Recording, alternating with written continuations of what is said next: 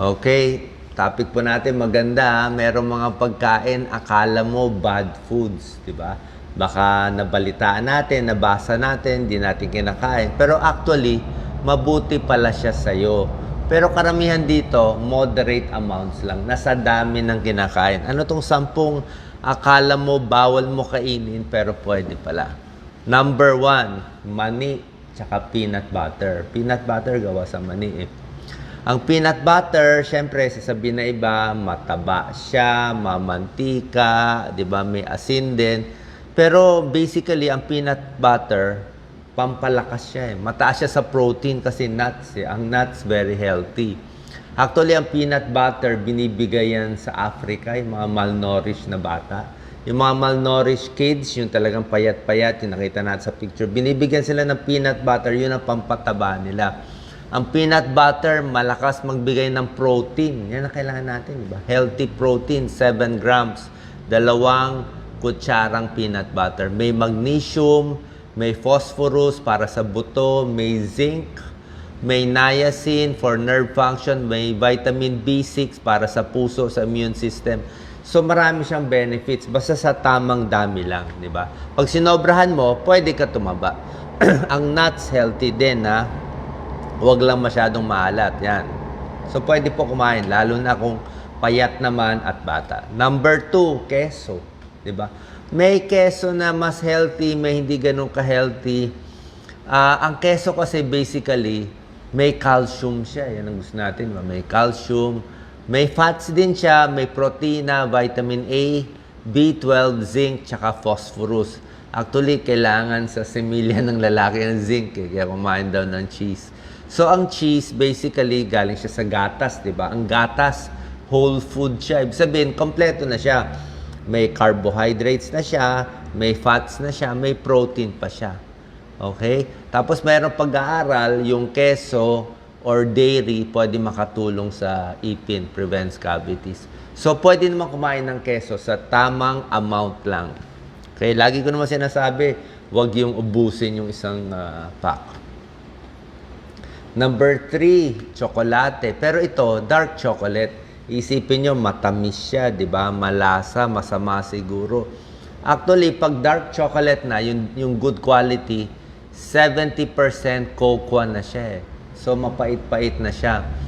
Marami siyang iron, maraming antioxidant, may magnesium, maraming minerals, at itong mabuti na flavonols.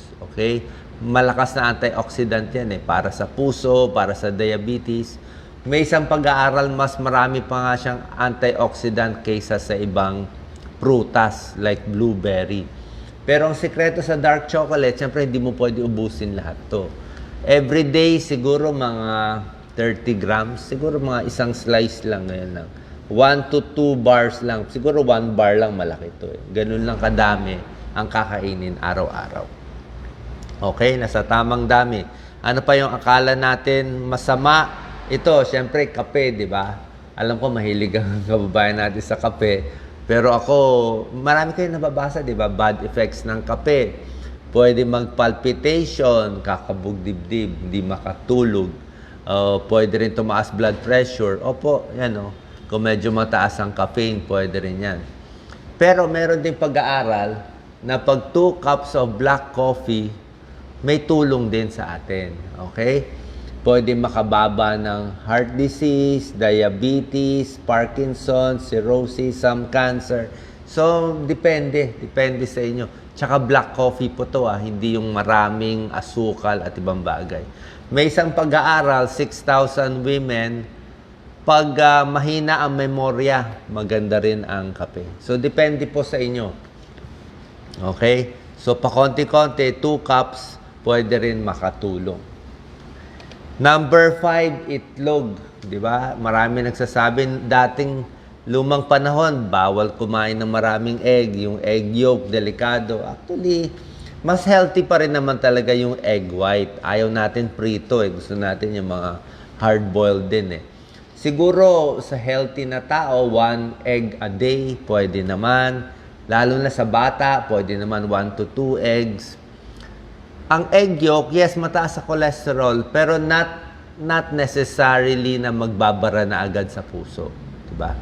So pwede naman siya. Tsaka ang daming nutrients ang itlog eh. Meron siyang choline para sa utak, bira lang may choline. Maraming healthy fats, maraming calcium, kompleto rin siya eh. Halos complete food, pampabusog, for energy, hindi rin gano'n nakakataba. Pero yung prito lang, iwas. Dito tayo sa hard-boiled egg. Tsaka mas maganda, mas luto yung itlog. Number 6, patatas mismo, healthy. Diba? Pero syempre, nagkaroon ng bad name ang patatas kasi pag ginawa mo ng French fries, ibang usapan na yon, diba? Pinuno mo na ng mantika, diba? Pinuno mo na ng asin. So, hindi na ganun ka-healthy. Tinanggal mo pa yung balat.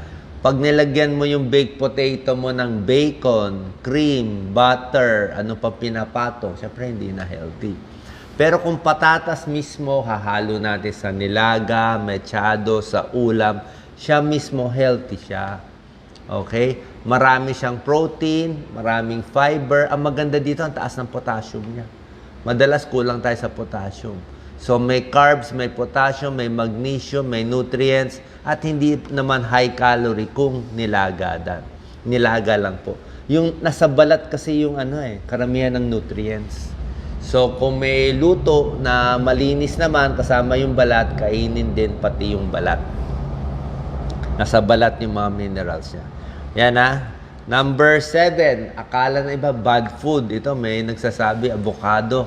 Ang taba-taba niyan o mataas sa fats. Actually, mataas talaga sa fats ang avocado. Pero, healthy fat siya.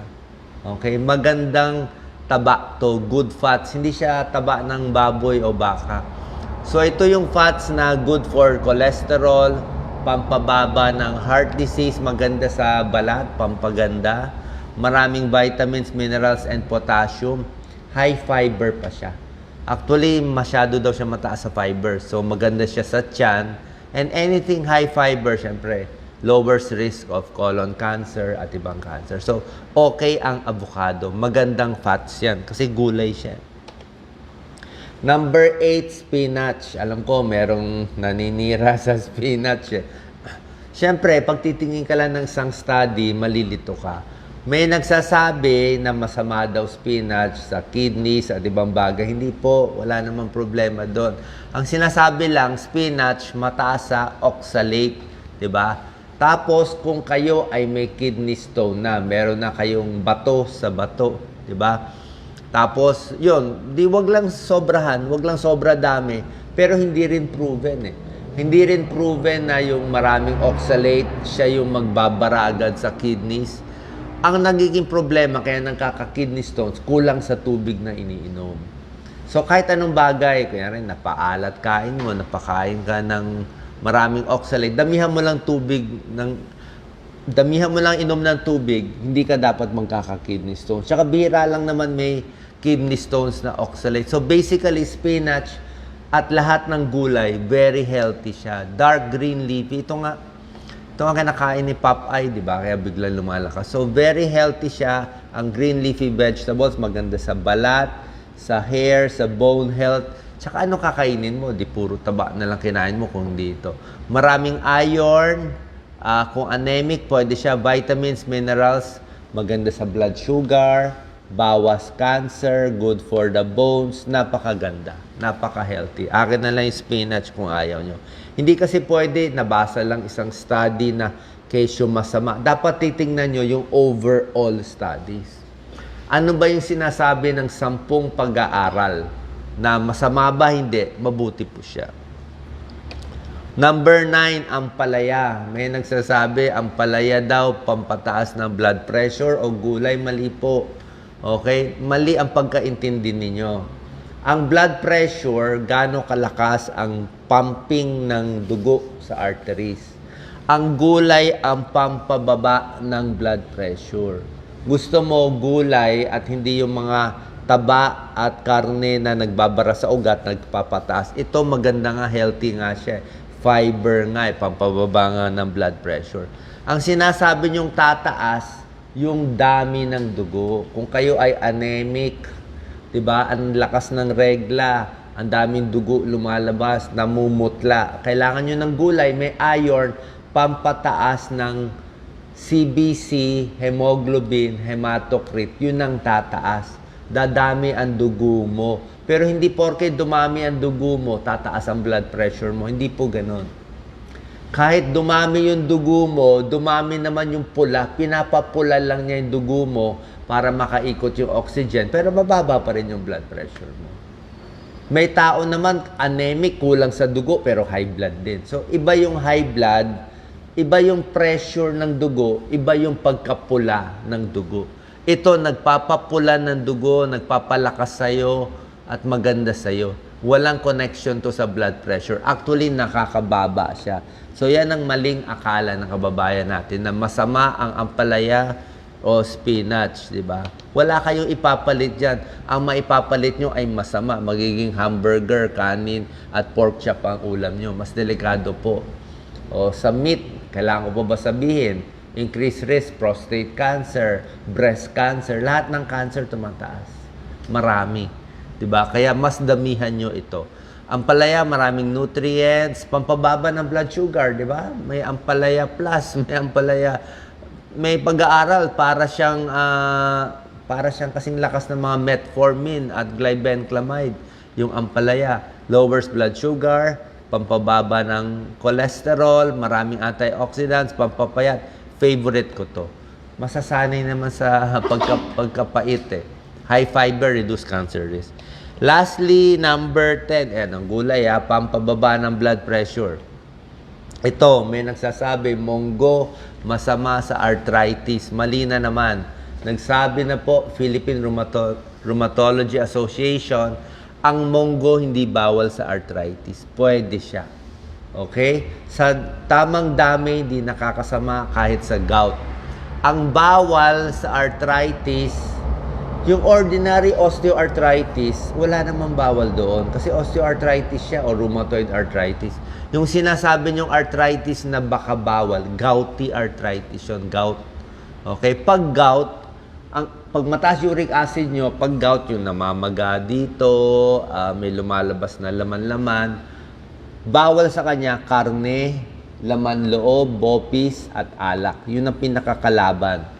Tsaka kulang din sa inom ng tubig yung tumataas sa uric acid. Pero ang monggo, hindi po healthy po. High protein yan eh. Yan ang magandang protein natin. Mura pa, di ba? High nutrients, antioxidant, good for digestion, weight loss, pampababa ng bad cholesterol, maganda sa blood pressure, maganda sa blood sugar. Yan po. Lagyan nyo pa ng dahon ng ampalaya yan. Napakaganda. So, dagdag lang, good foods for the brain. Ito mga magaganda, walnuts, mani, isda. Ito yung mga bawal. Yung sinasabi ko naman good and bad, basically, ito mas healthy, tinuturo ko. Ito hindi mas healthy. Hindi ko sinasabi huwag kumain. Paminsan-minsan kung maliit na peraso, maliit na ice cream, isang slice ng pizza. Pero kung ito lagi kakainin natin, magiging bad na siya. Dapat mas marami dito sa mas healthy at mas bawas dito. Sana po nakatulong tong video natin. God bless po.